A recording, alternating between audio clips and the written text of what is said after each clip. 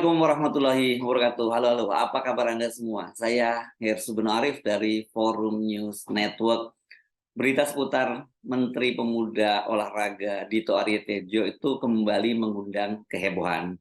Nah, ini menteri paling muda ya di kabinet Presiden Jokowi dan juga salah satu menteri terbaru. Sekarang dia yang terbaru itu Menkominfo, tapi Dito Aryo Tejo juga belum lama menjabat sebagai menteri.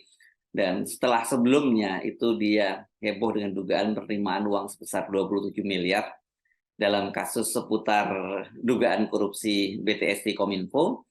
Ini sekarang muncul berita yang baru, itu KPK tengah menelusuri keanehan atau kejanggalan laporan harta kekayaan Dito Aryo Tejo itu sebagai penyelenggara negara. Kan sebagai pejabat negara dia mesti menyampaikan itu laporan harta kekayaan penyelenggara negara atau LHKPN ke KPK.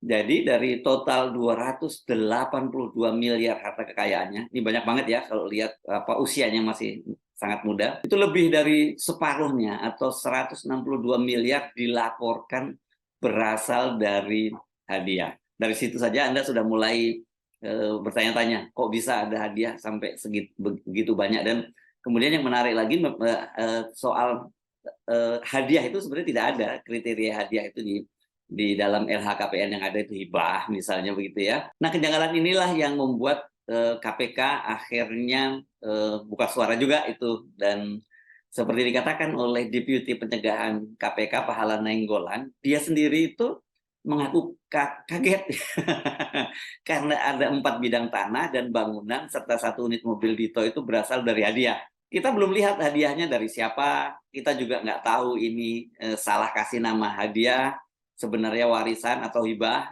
nggak tahu kita. Karena istilah hadiah itu kan bikin kita kaget juga, itu kata Pahala Nainggolan. Ini dia menyampaikannya kemarin ya, hari Selasa tanggal 18 Juli 2023. Seperti saya sebut tadi itu, di situ di kolom-kolom laporan harta kekayaan penyelenggara negara itu memang nggak ada nama hadiah itu. Kalau hadiah itu karena bisa, kalau sudah menjabat itu bisa jadi gratifikasi, yang ada itu warisan atau hibah. Pahala mengaku keterangan hadiah dalam LHKPN Dito Aryo Tejo itu memang tergolong unik, kan gitu, seperti saya sebut tadi ya. Ini tidak ada opsinya dalam pengisian asal-usul harta kekayaan penyelenggara negara. Ini kalau di situ memang pejabat negara itu diminta melaporkan harta kekayaannya, dan kemudian dia harus melaporkan harta kekayaan itu apa diperoleh sendiri, kemudian dapat warisan atau dapat hibah. Biasanya ini banyak sekali pejabat itu yang kalau kemudian dia mencoba menyamarkan penerimaan harta kekayaan, dia menyebutnya itu warisan. Kalau warisan itu harus dibuktikan dari siapa yang memberikan warisan, tentu orang tuanya atau mertuanya begitu ya. Kalau hibah, siapa yang memberi hibahnya, harus ada akte hibahnya itu. Kalau hadiah kan mungkin hadiah kecil-kecil aja kan, seperti jam tangan begitu, ujar Pahala. Tapi ini yang dilaporkan oleh Dito agak aneh banget ini. Kalau Pahala tadi menyebutnya unik gitu ya. Dia mengatakan tim Direktorat LHKPN KPK itu sekarang ini tengah mempelajari laporan kekayaan dari Dito Aryo Tejo, sedang dianalisis. Nah, karena kamu tanya, saya juga takut, itu kata Pahala. Nggak tahu apa maksudnya ini, kok dia nyatakan takut. Apa saja sih yang membuat KPK kaget itu? Karena ini, karena dalam laporan harta kekayaan Dito Aryo Tejo itu total sebanyak 282 miliar. Kemudian ada 5 harta kekayaannya yang berasal dari hadiah. Dan itu tadi saya disebutkan tadi itu ada yang terdiri dari 4 rumah dan 1 mobil.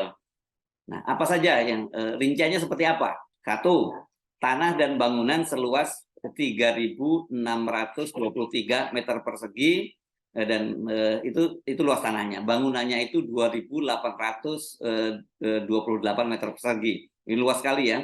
Ini rumahnya juga besar sekali ini. Ini lokasinya di Jakarta Timur. Itu nilainya sebesar 114 miliar 193 juta. Kemudian tanah dan bangunan seluas 488 meter persegi, itu luas tanahnya. Ini masih normal-normal gitu. Dan luas bangunannya 236 meter persegi. Tidak diketahui kawasannya, itu harganya itu 10 miliar rupiah. Kemudian ada lagi tanah dan bangunan seluas 346,65 meter persegi. Ini dan itu bangunannya juga sama. Jadi ini di Jakarta Pusat seharga 17.350.000.000 rupiah. Yang keempat ini tanah dan bangunan seluas 382 meter, 13 ini ya, sama bangunannya juga seperti sebesar itu di Jakarta Selatan seharga 20.355.600 rupiah ya. Kemudian yang kelima nih, nah hadiah juga ini mobil, ini Toyota Alphard 2.5 G tahun 2019 seharga 900 juta rupiah. Jika di total kelima aset dari hadiah itu bernilai 162.495.355.600 rupiah. Atau kalau kita bulatkan ya jadi 162,49 miliar. Jadi seperti saya sebut tadi, lebih dari setengah kekayaan harta Dito yang dilaporkan ke LHKPN. Nah itu yang sekarang sedang ditelisik oleh KPK.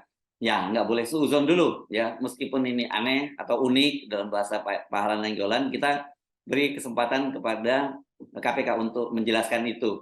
Bagaimana mungkin ada harta yang sangat besar seperti itu dan orang memberikan hadiah. Tentu kita perlu tahu dong orang seperti apa yang memberi hadiah sebesar itu gitu ya. Dan kepentingannya untuk apa?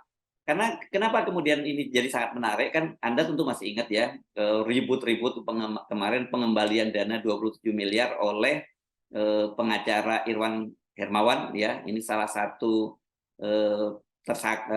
terdakwa dalam kasus korupsi BTS di Kominfo.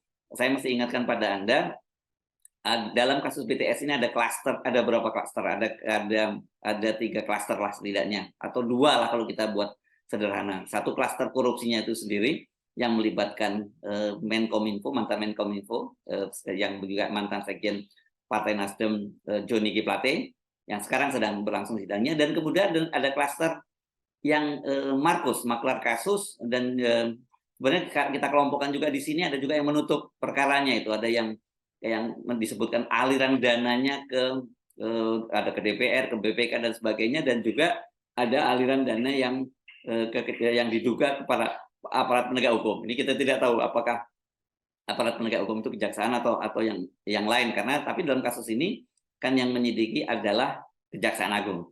Nah, Menteri Pemuda dan Olahraga ini Dito Aryo Tejo dari sejumlah dokumen yang beredar disebutkan itu menerima dana 27 miliar. Itu Anda ingat pada waktu itu Irwan Hermawan itu menyatakan bahwa ada penerimaan uang pada Mr. X, Y, dan Z ya. Dan pada waktu itu dia tidak mau membuka siapa penerima dana itu, karena dia bilang bahwa dia tidak mau membuka di penyidikan dan kemungkinan dia baru mau membukanya itu di proses pengadilan.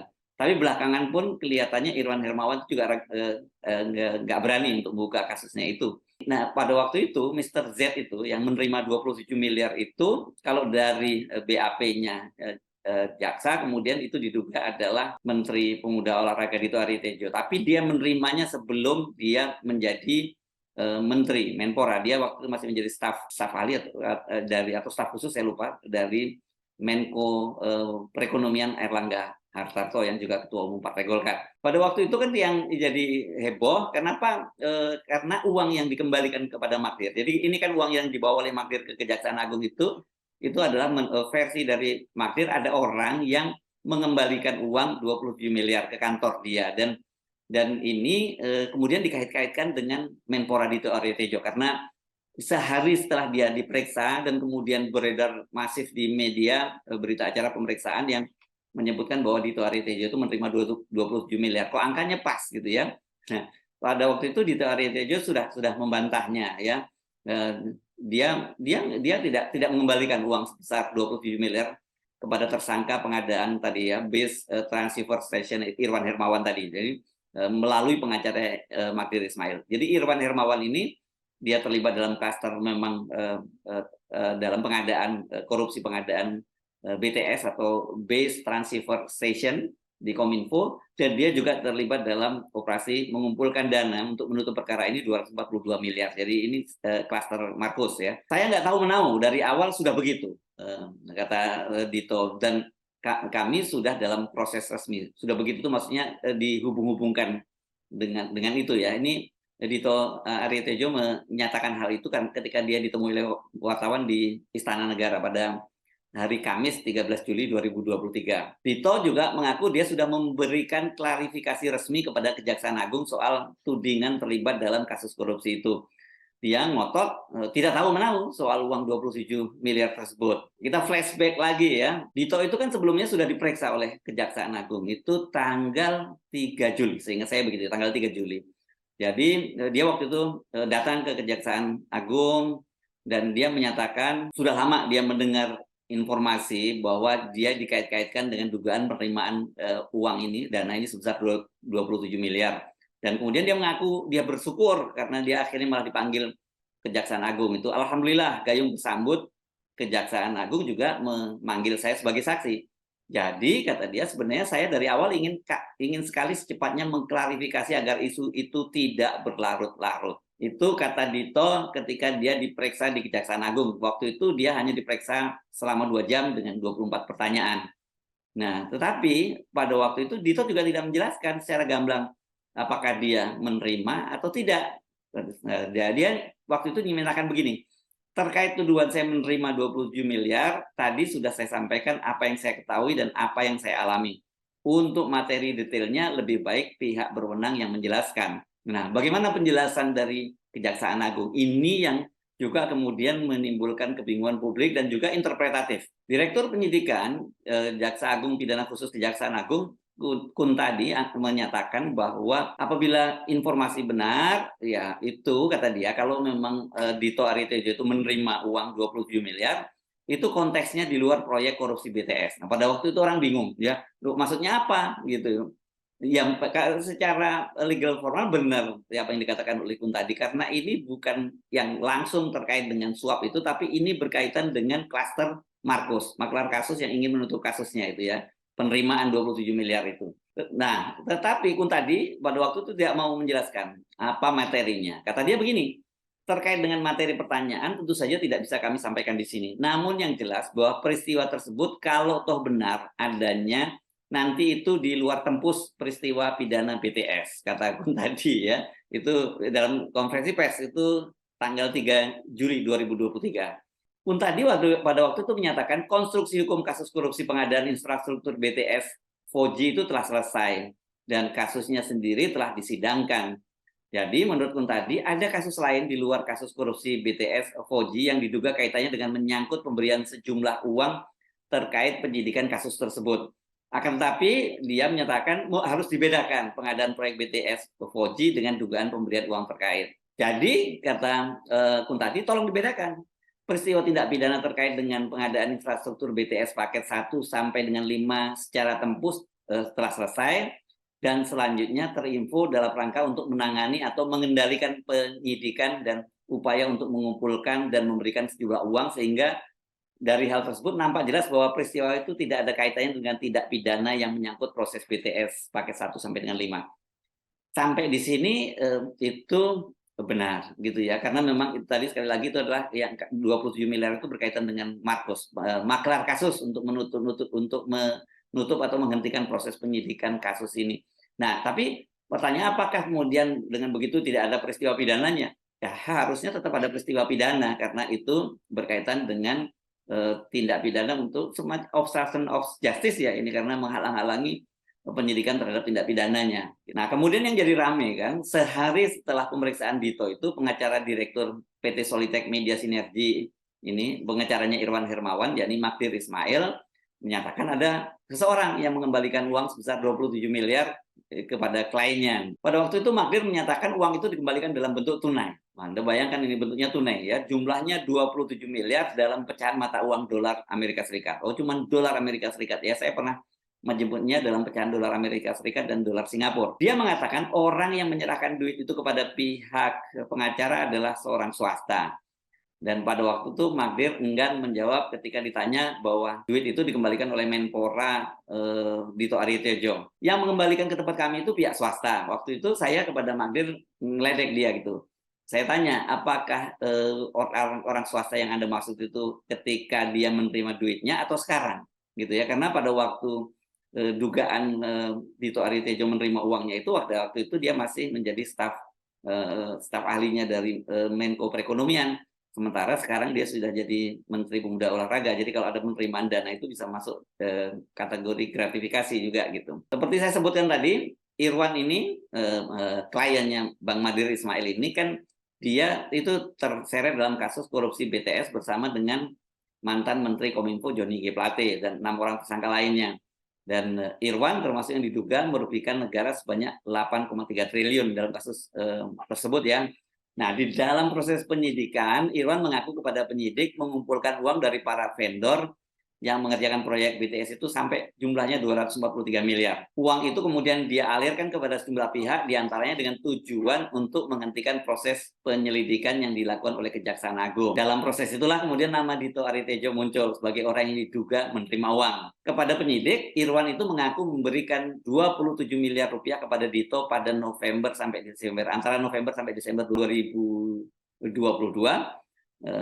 dengan maksud untuk meredam pengusutan perkara proyek itu di Kejaksaan Agung. Dan uang itu diberikan dalam pecahan dolar Amerika Serikat dan diserahkan 2 kali ke rumah Dito Aritejo di Jalan Denpasar, Jakarta Selatan. Ini di kawasan Kuningan, Jakarta Selatan. Nggak jauh dari kantor KPK ya. Sewaktu Irwan menyerahkan uang, Dito Aritejo masih menjabat staf khusus Kementerian Koordinator Perekonomian. Oh, staf khusus. Tadi saya menyebutnya staf ahli. Jadi yang tadi diralat, bukan staf ahli tapi staf khusus. Dan Dito adalah politikus muda Partai Golkar, dan kita tahu bahwa Erlangga Hartarto itu selain dia Menteri Koordinator Perekonomian, dia juga Ketua Umum Partai Golkar.